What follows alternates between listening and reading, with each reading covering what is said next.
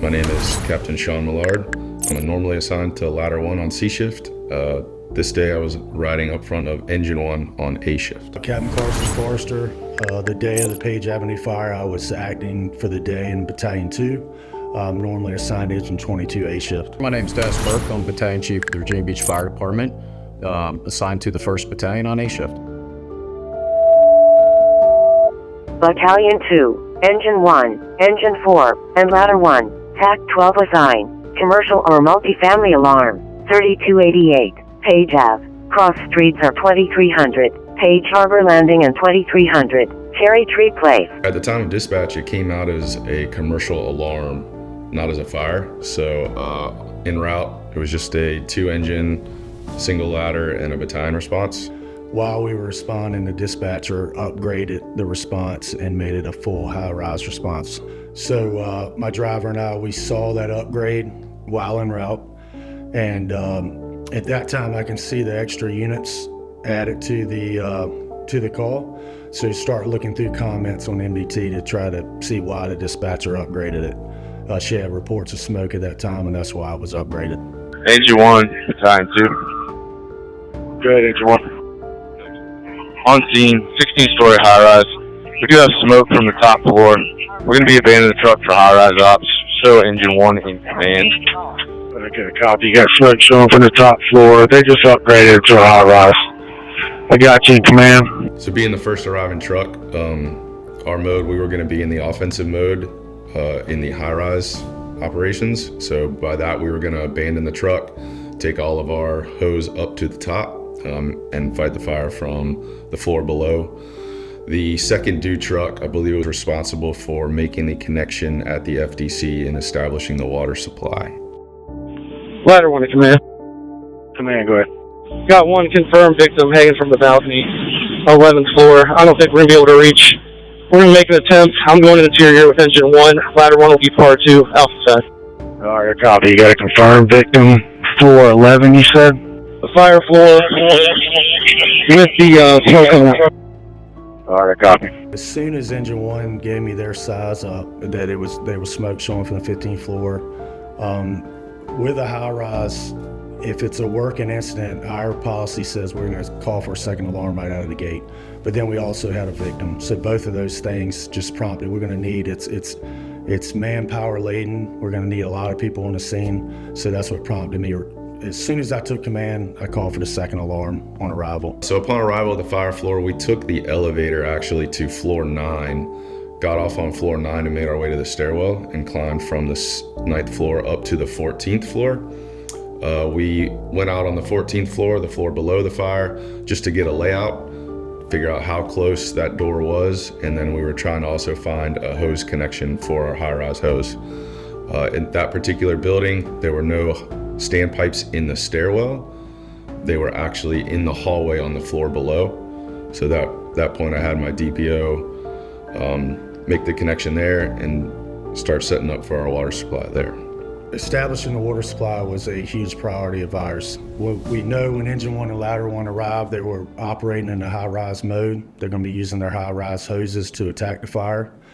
So they're going to be using a standpipe system that's inside the building, pre-pipe standpipe system. Engine 4 arrived. I assigned them the standpipe to supply to the FTC, which is also policy. You know, they were following policy going to the standpipe. So right out of the gate, we supplied that, charged the system for the standpipe for the guys on the fire floor. Anytime we're talking about high-rise fires, there's some complexities that go along with that. One is access. There's internal access, there's external access. Fire apparatus placement is restricted. If we're going to use a ladder truck to balconies, you're restricted on height there as well. With the fire being on the 15th floor of a high-rise, we know that's out of reach of our ladder apparatus.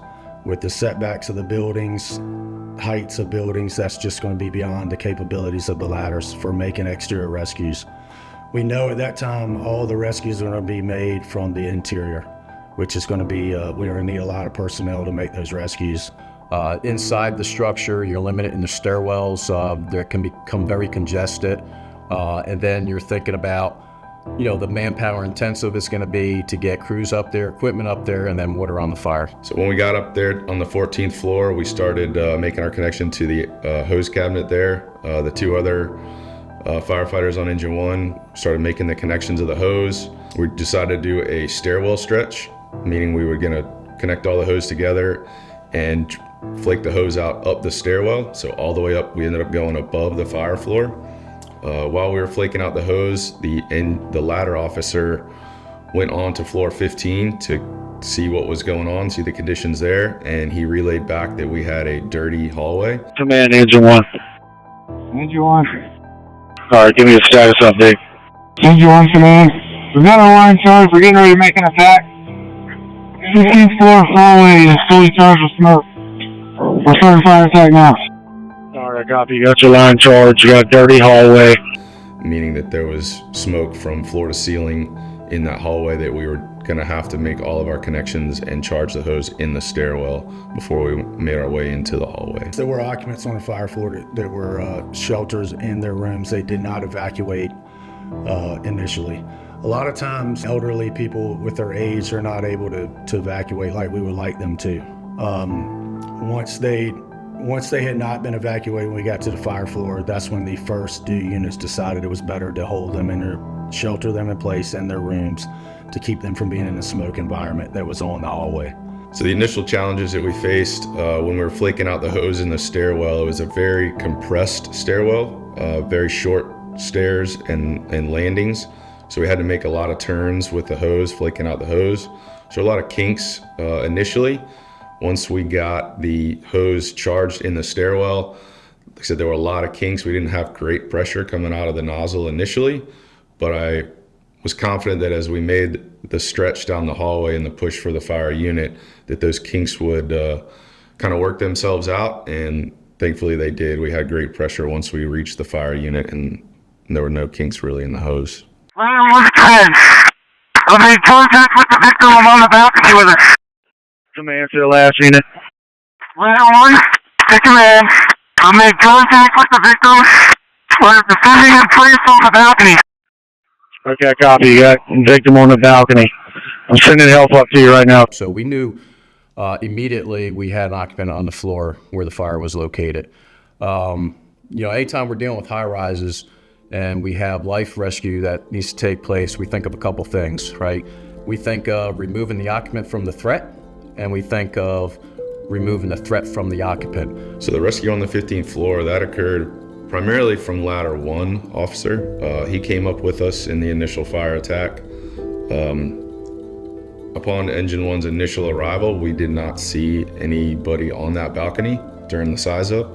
However, as we were making our way interior to the structure or coming off the truck, she was visible on the balcony at that point. So we knew there was an imminent rescue, and we couldn't tell if she had isolated herself from the fire, meaning I don't believe she had closed the balcony door because there was still significant smoke coming out above her and around her when we looked up. When we got up to the fire floor and we made our initial push for the fire attack, Ladder 1 officer was able to kind of simultaneously, as we were extinguishing the fire, he was able to go out onto the balcony with her and isolate her by closing that balcony door. And at that point, because we had water on the fire and the fire was pretty much under control, we knew that she was going to be safe there. That was the best move other than bringing her back through the environment. So she was able to stay on the balcony. They left a firefighter with her to give her comfort and just know she was going to be okay while the units attacked the fire and put it out. We also removed smoke, made the environment better before we walked her out through the apartment back downstairs. So that was the call by the first two units, which was a good call.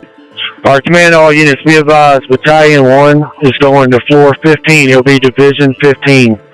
All units on floor 15 report to Division 15. So when Battalion 1 arrived, he was given Division 15. He made his way to the fire floor, and again, he managed the fire floor units for command. Anything that was being done up there, he was divvying tasks once he got to that floor, but he reported back to command so we could log it. By the time I got to the fire floor, actually, the fire was considered knocked down. When I took a quick peek in the hallway, It was moderate to heavy smoke conditions in the hallway, very little heat, and crews that were actively engaged in doing primary searches and a little bit of finishing up with the fire itself. There was an injury at this call. We had one firefighter that experienced heat exhaustion on the fire floor. That firefighter was transported to Virginia Beach General and later released later that night.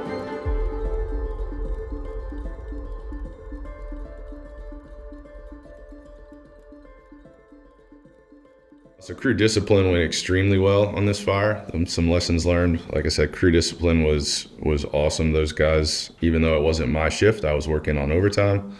Those guys were very disciplined and they knew exactly what they needed to do and when they needed to do it. I believe they made the fire floor within 15 minutes, which is a really good timeline when you have to, they're humping hose up to the fire floor and having to make connections on the floor below before they were able to put water on the fire was within 15 minutes, which is a very good timeline.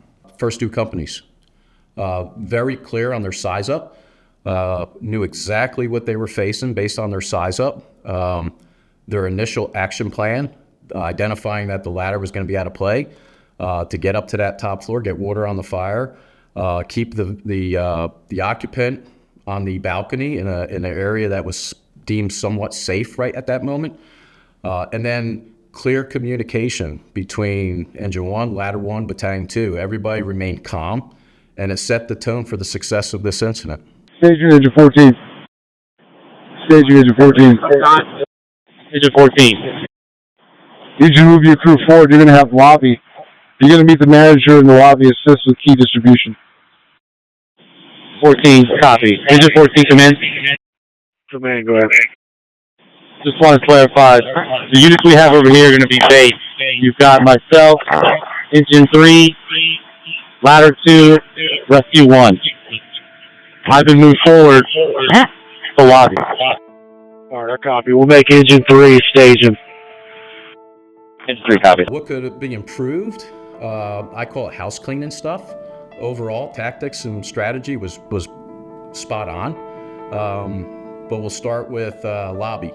I know I heard 3 different units that were lobby control at the same time. Moving on up to staging. Staging is typically 2 floors below the fire floor in a high rise.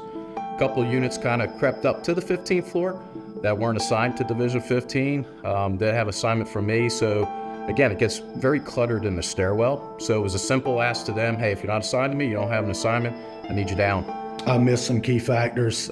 We never assigned a RIT for the fire floor. That was a major miss on my part. I could have made some other divisions. There was some terminology and staging that we didn't use correctly. It became a big ventilation job. So one thing that I would do differently was have recommended to the incident commander that we create a ventilation group. Because there was a lot of movement between the 15th and the 16th floor for ventilation. I think that would have been helpful and cleaned it up. I also would have a copy of the playbook laying on the command board for me, just a reference. I know what I need to do when I'm coming on an engine or a ladder company for myself and my firefighters, but when you're sitting there in command of multiple units arriving, I would have liked to have that as a reference for me. I didn't assign a lobby also was another miss on my part. Luckily, our firefighters know what they need to do, and so they helped me out a lot. There was a unit that took lobby, just did it for me. So we know what we need to do when we get on scene, which helps command a lot. I think the biggest thing, not that long ago, we actually did live fire training in a high-rise, the old Cavalier, which was a great asset to have. The next thing is in command sims. We've practiced high-rise fires during command sims. I think that's what led and helped people kind of maintain their composure during this incident and keep calm. There was no yelling and screaming on the radio or anxiousness, and that really set the tone for success. But knowing what everyone needed to do and staying disciplined in those roles really helped us achieve success in this fire and put water on that fire very quickly. Been on a lot of fire scenes, and every fire scene is very dynamic, and you have to flex based on what you have in front of you. That's what the playbooks are designed for. And just on some of the initial actions, you can see they're training with them.